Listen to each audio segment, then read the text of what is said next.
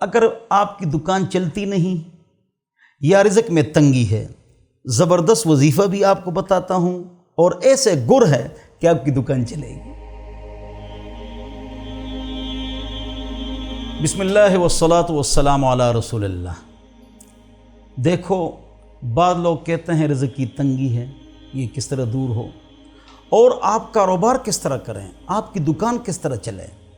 یہ میری ذمہ داری نہیں ہے، لیکن مسلمان بھائیوں پر خفا ہوتا ہوں کہ ان کو طریقہ نہیں آتا ہے۔ چلو بتا دوں گا، اس پر مجھے اجر بھی ملے گا انشاءاللہ۔ دیکھو، پہلی بات تو یہ کہ بعض لوگ آ جاتے ہیں اور کہتے ہیں کہ ہم 5 وقت نماز پڑھتے ہیں لیکن پھر بھی رزق کی تنگی ہے۔ تو نماز کا جو مقصد ہے اللہ کے فریضے کو پورا کرنا ہے، اللہ خوش ہو جائیں، ہی تو اس لیے نہیں کہ آپ مالدار ہو جائیں۔ حضور اکرم صلی اللہ علیہ وسلم کے گھر میں 2 مہینے آگ نہیں جلتی الا الاسودین، اور کھجور پانی پر گزارا کر رہے ہیں۔ حضرت عائشہ اماں جی رضی اللہ عنہا فرماتی ہیں یہ دنیا دار الاسباب ہے، اس کے لیے آپ محنت کریں گے۔ کچھ روحانی وجوہات ہے وہ بتاتا ہوں، اور آپ محنت بھی کریں گے اور طریقے سے۔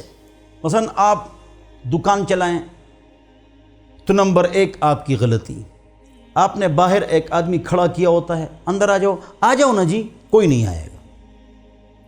تمام دکانداروں تک یہ ویڈیو پہنچاؤ، کوئی نہیں آئے گا کہ یہ فضول لوگ ہیں، فارغ بیٹھے ہوئے ہیں۔ دوسری بات، جب دکان میں آپ بیٹھیں تو آپ باہر کی طرف نہ دیکھیں کہ انتظار میں بیٹھا ہوا ہے اور اس کے پاس گھاک نہیں آ رہا ہے۔ باہر آپ نہیں بیٹھیں گے، باہر آپ نہیں دیکھیں گے، باہر آدمی بھی نہیں رکھیں گے۔ تیسری بات، آپ دکان میں مصروف رہیں گے۔ آپ دکان میں بیٹھ گئے یا موبائل دیکھ رہے ہیں، کوئی آپ کے پاس نہیں ہے۔ آپ اپنے آپ کو مصروف رکھیں گے۔ اگر آپ مالک ہیں تو آپ بیٹھیں، باہر نہ دیکھیں، اپنے کام میں حساب کتاب میں مشغول رہیں، ذکر کر لیں اور اپنا کام بھی ساتھ کرتے جائیں۔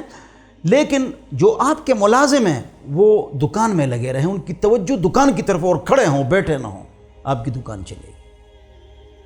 یہ نفسیاتی گر ہے جو میں نے آپ کو بتا دی۔ اگلی بات، باوضو رہیں، 5 وقت نماز پڑھیں، صدقے کا ماحول بنائیں، ماہانہ زکوٰۃ کے علاوہ، اور پابندی سے دکان پر جانا، اخلاق، ایٹیکیٹس، اچھے طریقے سے ملنا، اسمائل، چہرے پر خوشی اور آؤ بھگت کرنا، انشاءاللہ آپ کا کاروبار چلے گا۔ جب ہم صدقہ ساتھ ساتھ چلاتے ہیں، اللہ آپ کے کاروبار میں برکت عطا فرمائے گا۔ حضرت زبیر رضی اللہ عنہ کے پاس 400 ملازم ہیں، 10 عشرہ مبشرہ ہے، 7 بڑے تاجر ہیں، اور ان کا امپورٹ ایکسپورٹ کا کاروبار ہے۔ آپ کاروبار کریں، خوب کمائیں، صحیح طریقے سے کماؤ، صحیح طریقے سے خرچ کرو، تکبر نہ کرو، غریبوں کے ساتھ امداد کرو، تو رزق کی تنگی ان چیزوں سے دور ہو جاتی ہے۔ اور نہ طمع، نہ اسراف، نہ اشراف، دل کا طمع اور نہ سوال، یہ بھی نہ کریں، لگے رہیں۔ ولا عالم اقتصد، حضور اکرم صلی اللہ علیہ وسلم فرماتے ہیں جو میاں نرو ہو کر چلتا ہے وہ کبھی غریب نہیں ہوگا۔ الاقتصاد فی النفقہ نصف المعیشہ۔ اگر ہم میاں نرو چلیں، بورچی خانے میں خصوصاً، اور شادیوں میں جو ہم جوڑے بناتے ہیں، الگ نئی شادی کے لیے نیا جوڑا، یہ ہم غلطی پر ہیں، تو اس میں آپ برابری رکھیں۔ جو بھی آپ کریں، تنخواہ لیں یا کاروبار کریں، کاروبار میں 9 حصے برکت ہے۔ کسی کے پاس کام کریں، 1 حصہ برکت ہے، تو آپ جوڑ کر کچھ پیسے بھی رکھیں۔ حضرت تھانی صاحب فرماتے ہیں کیوں کل کسی کے سامنے ہاتھ نہ پھیلائیں۔ تو ان باتوں پر آپ عمل کریں انشاءاللہ۔ مغرب کے بعد یا سونے سے پہلے سورہ واقعہ کا اہتمام فرمائیں، صبح سورہ یاسین پڑھیں، اور خصوصاً خاص بات اور آخری بات، جب سورج نکل رہا ہو صبح، آپ سو رہے ہیں، آپ کے مال میں برکت نہیں ہوگی۔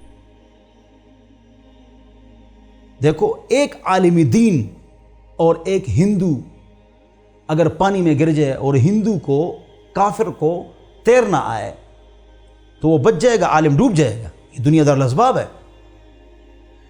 چائنا پوری دنیا پر معیشت کے اعتبار سے حکومت کر رہا ہے۔ کیوں؟ ہم مسلمان سوتے رہتے ہیں، تمام مسلمان تمام ممالک کے چائنا 50 گنا پاکستان سے بڑا ہے۔ وہ صبح کے وقت سویرے اٹھتے ہیں، واکنگ کرتے ہیں، جاگنگ کرتے ہیں، محنت کرتے ہیں، اپنی صحت کا خیال کرتے ہیں اور پابندی سے دکان پہ جاتے ہیں، وقت ضائع نہیں کرتے ہیں، سورج طلوع ہو رہا ہو وہ کام پر ہوتے ہیں۔ اللہ نے ان کے کاروبار میں برکت عطا فرمائی ہے۔ تو اللہ تعالی ہمارے کاروباروں میں برکت عطا فرمائے۔ اللہ تعالی ہم سب کو سکون کی زندگی عطا